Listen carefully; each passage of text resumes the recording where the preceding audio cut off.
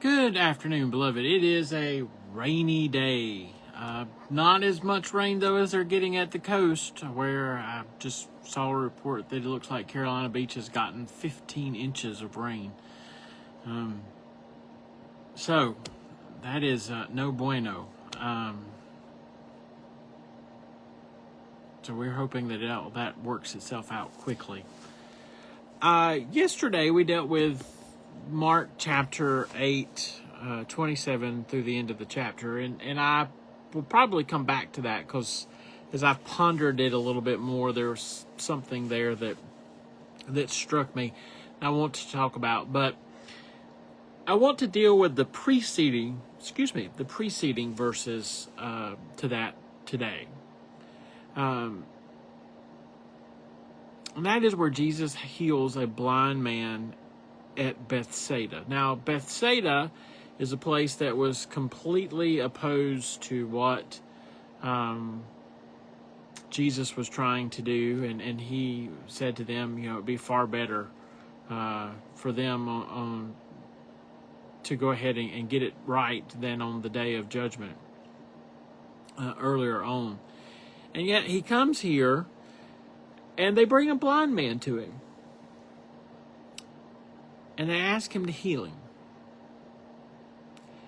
And Jesus takes the man by the hand and leads him out of the village.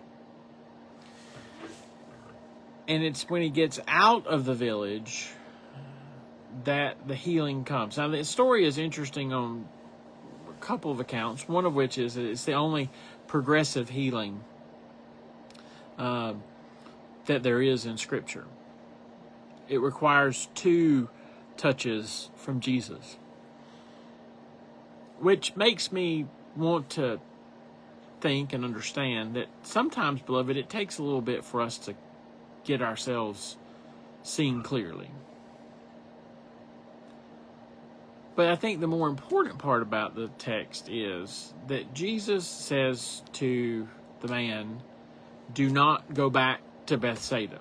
So they brought him to Bethsaida, and Jesus took him out of Bethsaida, and he says to him, go back to your house, but do not go back to the village.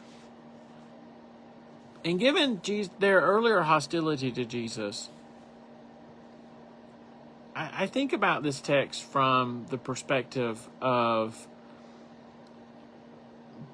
we sometimes need to get out of the echo chamber that we're in order to see a bit more clearly. It's easy for us, to sit with the same folks who say the same things all the time. It's easy for us to see things from the direction that we've only had our head set, and that everyone around us has our head set all the time. Those things are easy. It's harder to move out, but when we move out, we see a little bit more clearly.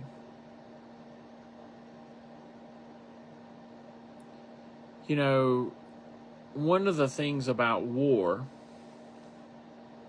that I'm struck by as I read history is that when you take soldiers from the spot that they've always known their whole lives, say the Civil War or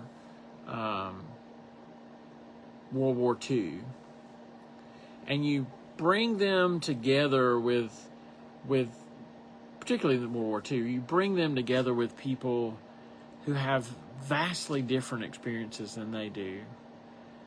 Say a farm boy from South Georgia and a taxi driver from New York. Suddenly, then, views are seen a little different, and things start to change, and then people get to see a little bit more clearly. I think Jesus calls us to see clearly. Not just to listen, as we talked about yesterday, but sometimes, beloved, to listen with our eyes, we have to see a bit more clearly. And so my question to you is, how well are you seeing? And are you going to come out from the echo chamber in which you find yourself? As Jesus says here to the blind man, don't go back to the village. I've led you out of the village. I've brought you to life, brought you to sight, but don't go back to that village. Or are you just going to keep doing the same thing?